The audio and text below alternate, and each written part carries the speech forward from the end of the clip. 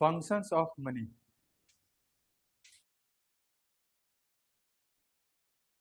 Functions of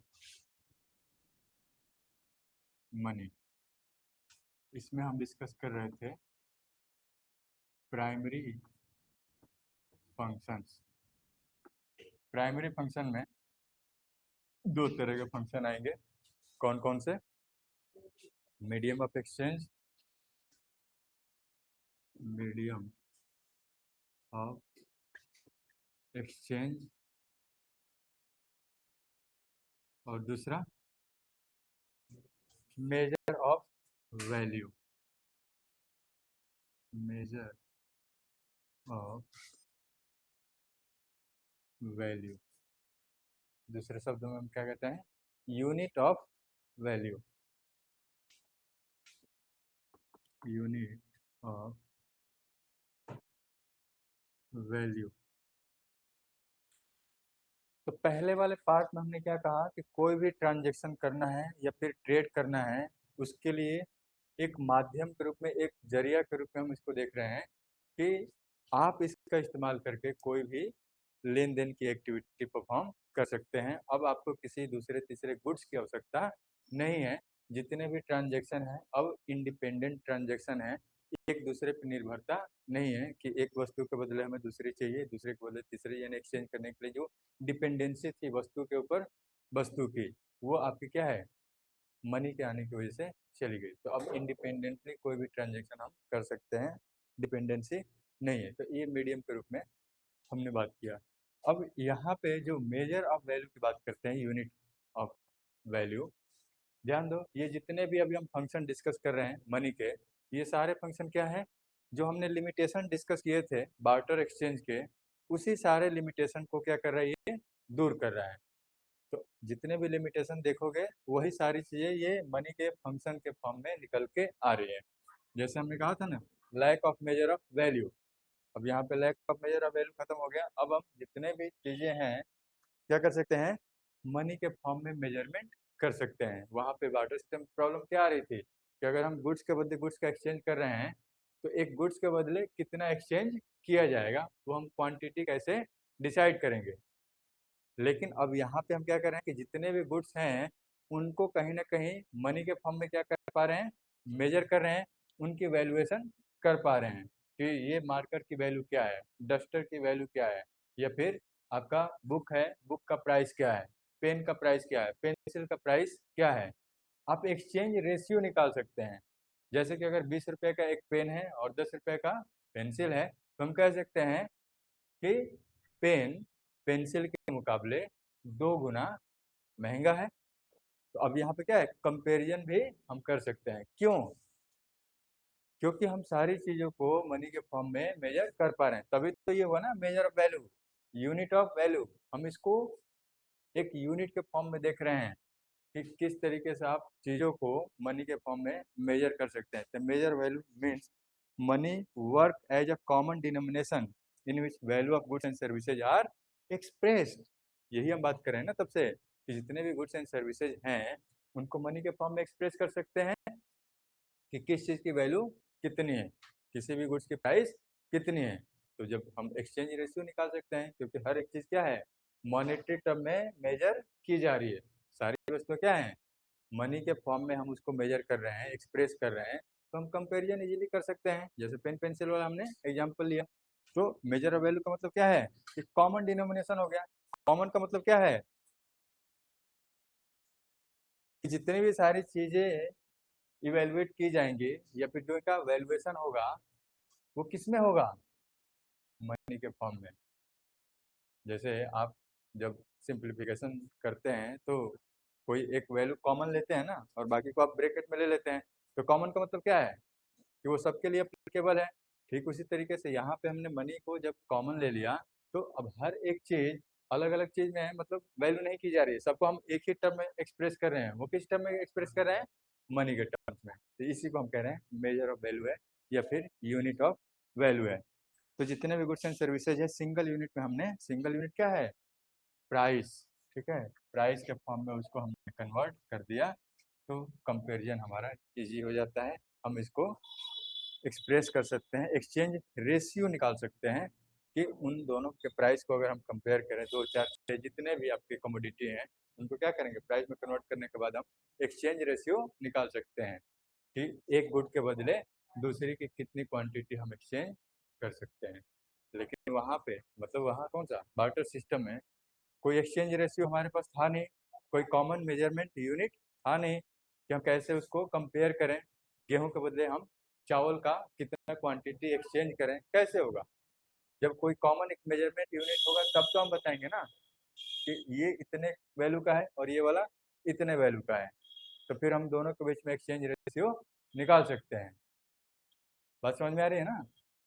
तो इसी तरीके से हम कंपेयर कर पाएंगे जब सारी चीज़ों को मनी के फॉर्म में एक्सप्रेस कर पाएंगे। तो मेंटेनेंस जो आपके बिजनेस अकाउंट भी है, ठीक है, अगर हम बात करें कि अगर कोई बिजनेस अकाउंट भी है तो आज के टाइम पे देखो जितने भी आप अकाउंट मेंटेन करते हो सब मॉनेटरी टर्म्स में मेजर करते हो।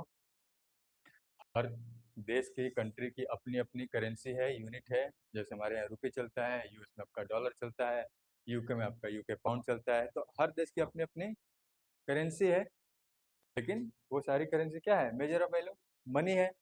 वहाँ के लिए वो आपका डॉलर है, हमारे लिए आपका रुपये है। तो कहीं ना कहीं आपने क्या किया, जो भी बिजनेस अकाउंट मेंटेन कर रहे हैं वो मॉनेटरी टर्म्स में एक्सप्रेस कर रहे हैं या फिर मेजर कर रहे हैं। ठीक है, रिलेटिव प्राइस आप कैलकुलेट कर सकते हैं गुड्स का। तो रिलेटिव प्राइस मतलब क्या है कि एक गुड्स के बदले दूसरे गुड्स की वैल्यू कितनी है, कितना महंगा है या फिर कितना सस्ता है। ये चीज़ें कैसे आप पॉसिबल कर पा रहे हो, जब उस गुड्स को मनी के फॉर्म में मेजर करें। तो यही चीज़ें हैं, क्या चीज़, यूनिट ऑफ अकाउंट या फिर मेजर ऑफ वैल्यू कहानी। आ गया समझ में। ठीक है, आगे बढ़ते हैं।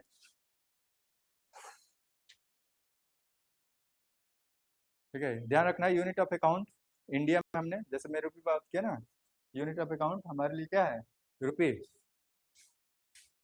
और बाकी जो कंट्री है वहाँ की जो करेंसी है वो हो जाएगी। सेकेंडरी फंक्शन पे आ जाते हैं।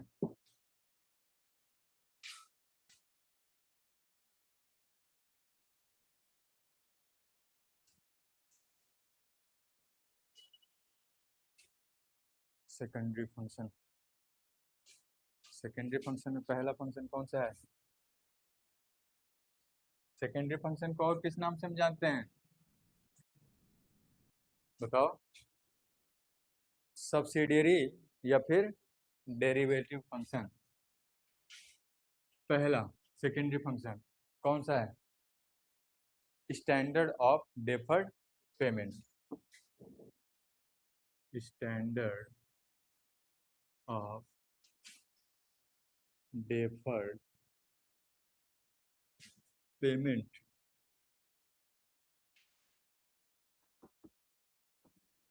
अगर क्रेडिट पे कोई चीज आपको लेना है और पेमेंट आप इंस्टेंट बेसिस पे ना करके फ्यूचर में करना चाह रहे हैं, तो फ्यूचर में पेमेंट करना या फिर डिले करके पेमेंट करना वो क्या कहलाता है, डेफर्ड पेमेंट। एक हो गया आपका कैश ट्रांजेक्शन, आपने कोई चीज़ खरीदा और इंस्टेंटली आपने क्या किया उसके लिए पेमेंट कर दिया। और दूसरा होता है कि आपने कोई चीज़ अभी खरीदा, सामान ले आए, पेमेंट आप क्या करते हो 2 महीने 4 महीने 6 महीने बात करते हो। या फिर अब तो ईएमआई का ज़माना है, अगर बहुत ज़्यादा एक्सपेंसिव आइटम है तो आप उसको ईएमआई पे ले लेते हो, हर महीने आप उसका पेमेंट करते हो, तो ईएमआई आपका कटता है। तो अब ईएमआई भी क्या है, आप डिले करके पेमेंट करो, इंस्टेंट बेसिस पे एक बार में एक बड़ा अमाउंट, लाख 1.5 लाख 2 लाख 5 लाख करोड़ रुपया पेमेंट करने के बजाय आप क्या कर रहे हो कि छोटे छोटे अमाउंट पे उसका पेमेंट कर रहे हो। तो जो डिले करके पेमेंट करने की प्रक्रिया या फिर प्रोसेस है हम उसी को क्या कहते हैं, डेफर्ड पेमेंट। तो जब मनी का इवोल्यूशन हुआ या फिर मनी जब प्रचलन में आ गया तो ये चीज़ें भी आसानी से होने लगी। और इसको हमने क्या कहा, एक स्टैंडर्ड फॉर्म में देख लिया कि मनी को हम डिले करके पेमेंट करने में भी क्या करेंगे, इस्तेमाल करेंगे। तो अगर जो चीज़ हम आज खरीद के ले आ रहे हैं इसका पेमेंट भी हम आज से 1 महीने 2 महीने 4 महीने 6 महीने साल भर बाद भी पेमेंट कर देंगे, इसमें कोई इशू नहीं आने वाला। ठीक है, तो ये आपका डेरिवेटिव फंक्शन है। डेरिवेटिव फंक्शन इसलिए बोल रहे हैं कि इनका जो डेरिवेशन है या फिर इनकी जो निर्भरता है वो प्राइमरी फंक्शन पे ही, प्राइमरी फंक्शन से ही ये निकल के आए हैं, इसलिए हमने इसको डेरिवेटिव फंक्शन कहा। तो स्टैंडर्ड ऑफ डेफर्ड पेमेंट मतलब जो भी पेमेंट अगर हमें फ्यूचर में करना है, तो money acts as a standard of deferred payment. Money acts as a standard of deferred payment. ठीक है, तो फ्यूचर में कोई पेमेंट करना है तो हम कर सकते हैं। अब आज के टाइम पे देखो इतने ज़्यादा ट्रांजेक्शन होते हैं, वो सारे ट्रांजेक्शन आपका कैश बेसिस पे नहीं होता है। मोस्ट ऑफ द ट्रांजेक्शन आपका ईएमआई बेसिस पे ही होता है या फिर लोन के फॉर्म में होता है, कि अभी आपने कोई चीज़ लिया और फिर पेमेंट आप धीरे धीरे करके कर रहे हैं। ठीक है, तो ये डेफर्ड पेमेंट आपका हो जाता है, तो इमीडिएट बेसिस पे कोई ट्रांजेक्शन नहीं हो रहा है आज के टाइम पे। ठीक है, तो अब ये जो फंक्शन है इसलिए भी सिग्निफिकेंट है। ठीक है, क्योंकि इसके वजह से जो बोरोइंग और लेंडिंग की एक्टिविटी है वो पॉसिबल हो पाई।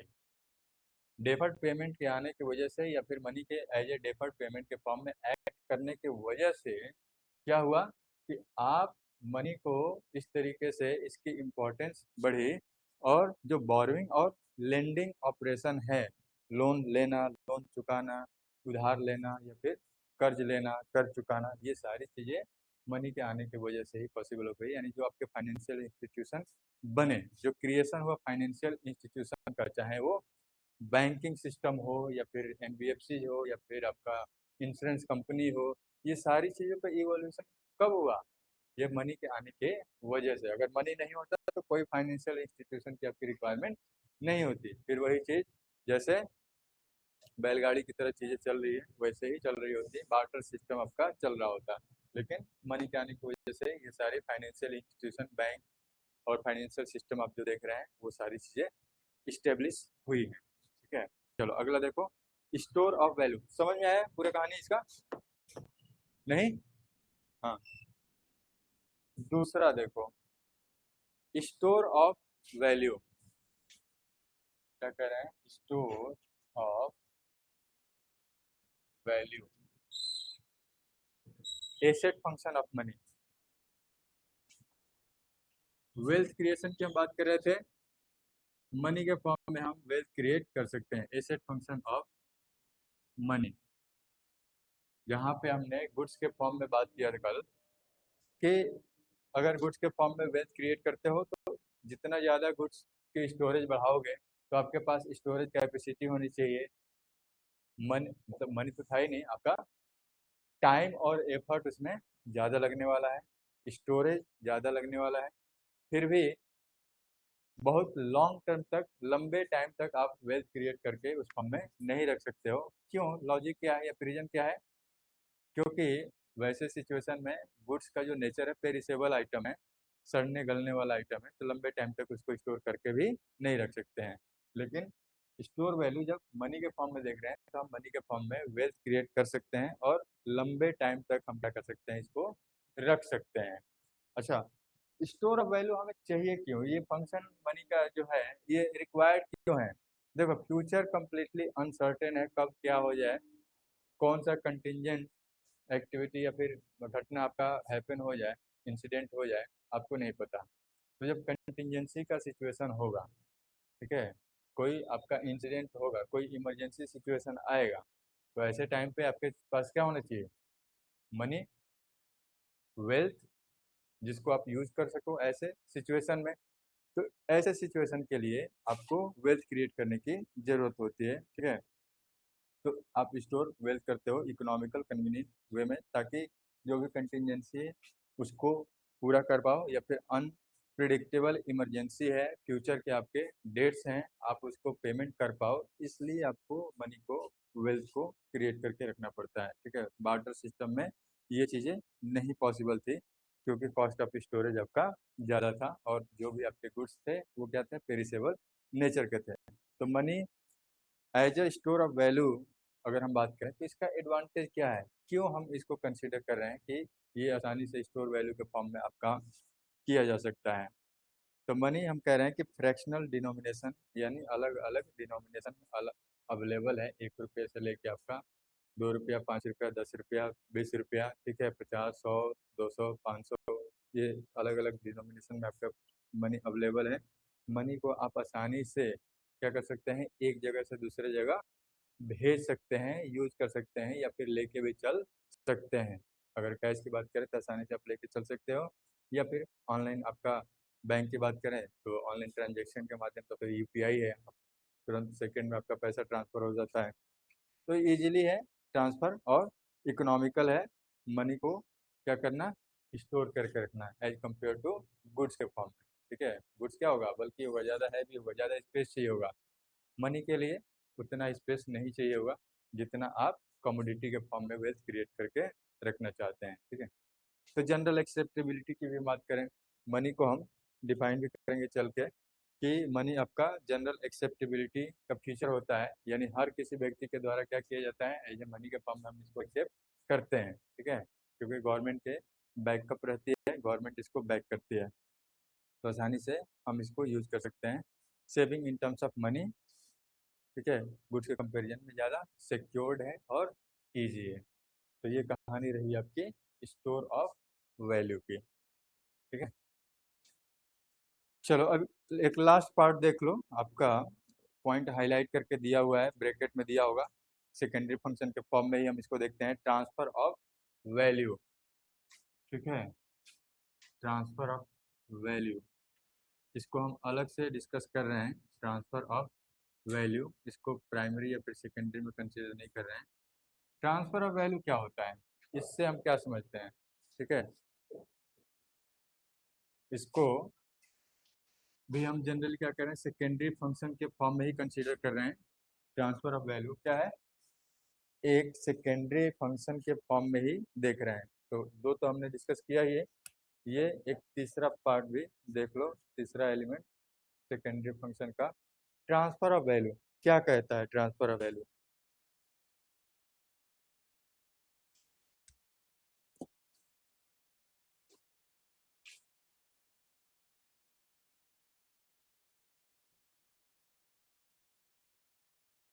बताओ।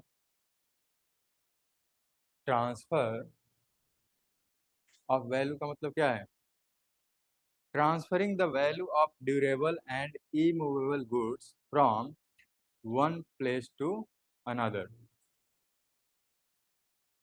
Durable and immovable goods, immovable goods क्या होता है,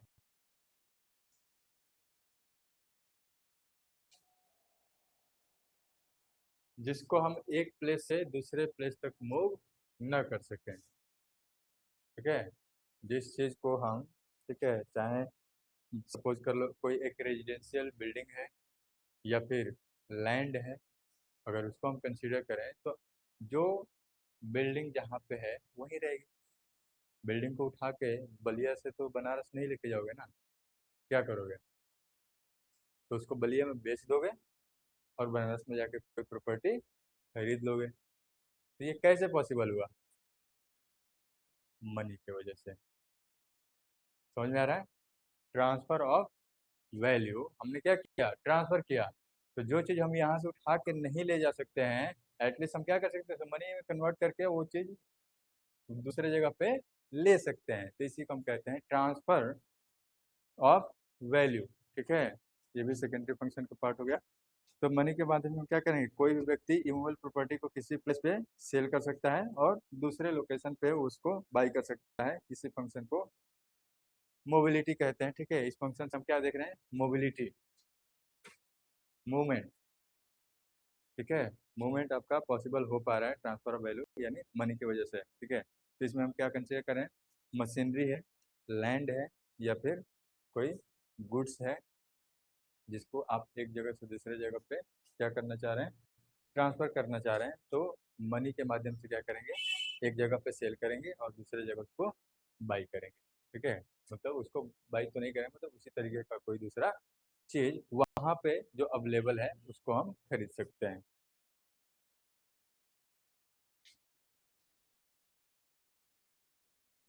चलो, तो अब इसमें अगला टॉपिक है, money has overcome the drawback of barter system. Money ने क्या किया, बार्टर सिस्टम के ड्रॉबैक को रिमूव किया। तो अब ये सारी चीजें क्या है, मनी का फंक्शन है, और ये सभी मनी के फंक्शन में क्या इन्होंने किया, जो बार्टर सिस्टम या बार्टर एक्सचेंज का लिमिटेशंस था, जो प्रॉब्लम था, वो सारे प्रॉब्लम को इसने क्या किया, सॉर्ट आउट कर दिया, सॉल्व कर दिया। अब कोई दिक्कत नहीं है इसके आने की वजह से। तो ये 4 पॉइंट में पार्ट में या फिर 4 पॉइंट्स में हाईलाइट किया गया है, इसको एक बार रीड कर लेना। अब हम चलते हैं डेफिनेशन ऑफ मनी पे।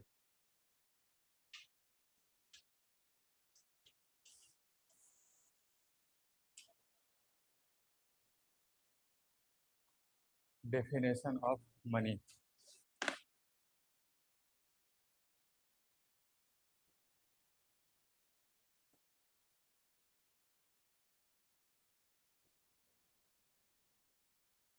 चलो, मनी को कौन डिफाइन करेगा, कौन बताएगा मनी क्या होता है? क्योंकि अभी तक हमने जो डिस्कशन किया वो क्या चीज़ के बारे में था, बार्टर सिस्टम क्या होता है, बार्टर सिस्टम के लिमिटेशन कौन कौन से हैं। इसके बाद हमने डिस्कस किया मनी का फंक्शन क्या होता है, प्राइमरी और सेकेंडरी। अब जाके हम मनी को डिफाइन करेंगे, क्या होता है मनी, बताओ।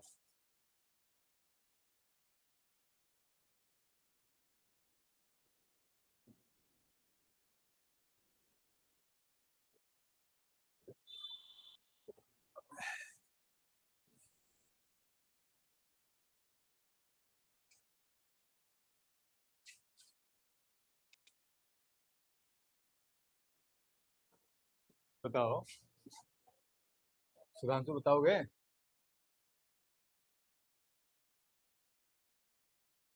संदीप?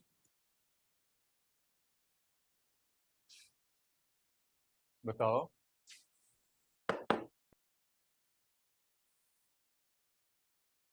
मनी, मुद्रा, बताओ।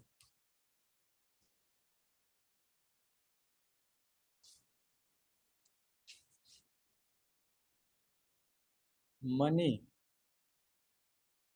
कैन बी एनीथिंग, हाँ, which have common acceptability.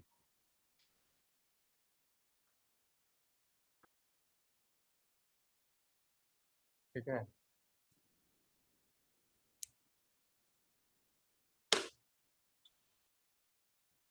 Money को हमने कहा कि कुछ भी हो सकता है, anything, it can be anything. It can be marker, it can be duster, it can be mobile, book, ठीक है, बलिया कॉमर्सनॉमी का बोतल पानी वाला, कुछ भी हो सकता है। लेकिन कंडीशन क्या है, इसकी कॉमन एक्सेप्टेबिलिटी होनी चाहिए। इसकी जो एक्सेप्टेबिलिटी होनी चाहिए, कॉमन का मतलब हर कोई इसको स्वीकार कर रहा हो। हर कोई इसको, हर कोई मतलब हम मनी का यूज किस लिए कर रहे हैं, ट्रांजेक्शन को, ठीक है, किसी भी ट्रांजेक्शन लेन देन की एक्टिविटी को करने के लिए कर रहे हैं। तो अगर कोई भी व्यक्ति इसको एक्सेप्ट कर रहा है, तो कोई भी व्यक्ति से नहीं बल्कि हम कह रहे हैं कि कॉमन एक्सेप्ट, हर कोई इसको एक्सेप्ट कर रहा है कि हाँ ये मनी है। अगर कोई भी चीज़ हमें खरीदना है, बेचना है, तो हम इस मार्कर का यूज करेंगे। यानी स्टेशनरी के शॉप पे जाएंगे, ये मार्कर देंगे, कहेंगे कि हमें बुक दे दो, तो वो आपको बुक दे देगा। वो भी अपने होलसेलर के यहाँ जाएगा, मार्कर लेके जाएगा, ये लो और मुझे स्टेशनरी का सामान दो। तो होलसेलर ने भी क्या किया, इस मार्कर को एक्सेप्ट कर लिया। ठीक है। और क्या एग्जाम्पल लें, मान लो बलिए कॉमर्स का वाटर बोतल ले लेते हैं, क्या वो मनी की तरह वर्क कर सकता है? हाँ। कैसे करेगा, जब हर कोई इसको कंसीडर कर रहा है कि कोई भी लेन देन की एक्टिविटी होगी, तो हम बलिया कॉमर्स नामी का बोतल उसको पकड़ाएंगे और उसके बदले जो चीज़ हमें चाहिए होगा हम ले लेंगे। मान लो स्टेशनरी शॉप वाले के पास आप गए नोटबुक खरीदने के लिए, बलिया कॉमर्स नामी का बोतल उसको पकड़ा है, उसके पास इतना सारा बोतल हो गया, पूरा ट्रक भर के वो अपने होलसेलर के पास लेके चला गया। होलसेलर को एक ट्रक बोतल देगा तो वहाँ से स्टेशनरी का सामान लेके आएगा, है ना। तो कॉमन एक्सेप्टेबिलिटी का मतलब हो गया कि हर कोई इसको स्वीकार कर रहा है कि हाँ यही पैसा है, इसी से हम सारे ट्रांजेक्शन कर लेंगे। कोई चीज़ हमें खरीदना होगा तो हम इसको एक्सेप्ट कर रहे हैं, बेचना होगा तो भी हम इसको कंसिडर कर रहे हैं, एक्सेप्ट कर रहे हैं। तो कोई भी चीज़ हम कंसिडर कर सकते हैं जिसको हम क्या करें, हर कोई इसको स्वीकार कर रहा हो, कॉमन एक्सेप्टेबिलिटी हो। इसके अलावा जो हमने फंक्शन की बात किया था, हमने मनी का फंक्शन क्यों डिस्कस किया था कि वो 4 एलिमेंट अगर एग्जिस्ट करते हैं तब जाके हम क्या कहेंगे कि वो मनी है। तो एक तो जनरली हमने बता दिया कि कॉमन एक्सेप्टेबिलिटी उसकी होनी चाहिए, और उसके अलावा ये परफॉर्म करे जो भी मनी के फंक्शन हमने डिस्कस किया।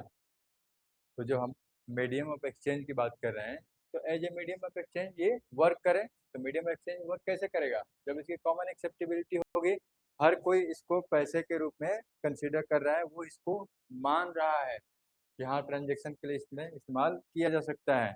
यानी मीडियम ऑफ एक्सचेंज हो, मेजर ऑफ वैल्यू हो, ठीक है, मेजर ऑफ वैल्यू हो, स्टैंडर्ड डेफर्ड पेमेंट का भी फंक्शन ये करता हो, और स्टोर ऑफ वैल्यू भी इसमें कंसिडर किया जाएगा। ठीक है, तो हम कह रहे हैं कि money is anything which is generally accepted as medium of exchange, measure of value, store of value and means for standard of deferred payment. आगे बात समझ में। तो जब फंक्शन है उसी फंक्शन को क्या करना है, लिख देना है, और उसके साथ क्या ऐड कर देना है कि money can be anything which have common acceptability and which can perform this activity, this function। हो गया, ठीक है।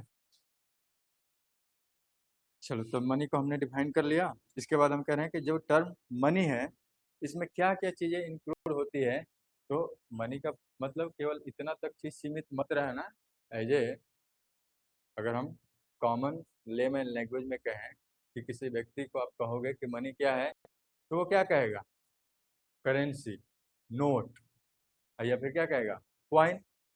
लेकिन मनी के फॉर्म में आप और भी बहुत सारी चीज़ें इंक्लूड करते हो, जैसे कि चेक भी इसमें इंक्लूड किया जाता है। ठीक है, चेक हो गया, डिमांड ड्राफ्ट हो गया, ठीक है, बिल्स ऑफ एक्सचेंज हो गया, ये सारी चीज़ें भी आपके मनी का ही पार्ट है। ठीक है, तो आगे चल के हम डिस्कस करेंगे कि कौन सा आपका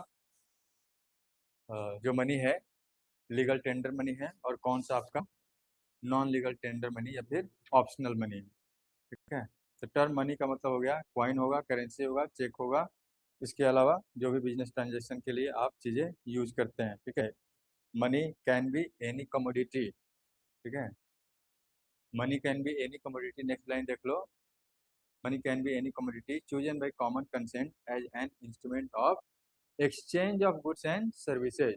किसी भी गुड्स एंड सर्विसेज को एक्सचेंज करने के लिए अगर दो लोगों के बीच में कॉमन कंसेंट बनाया जाता है कि हम इस चीज़ का यूज करेंगे एज ए मीडियम, तो उसको भी हम क्या कंसीडर कर लेंगे, मनी। तो इसीलिए हमने क्या कहा स्टार्टिंग में कि money can be anything which has common acceptability. ठीक है, दो लोग मिल के आपस में तय कर लें कि हम क्या चीज़ को कंसीडर कर रहे हैं ट्रांजेक्शन करने के लिए, गुड्स एंड सर्विसेज का एक्सचेंज करने के लिए, तो आइटम आपका क्या कंसीडर किया जाएगा, मनी। चलो आज के लिए इतना रहने देते हैं, कल की क्लास में हम डिस्कस करेंगे लीगल डेफिनेशन ऑफ मनी।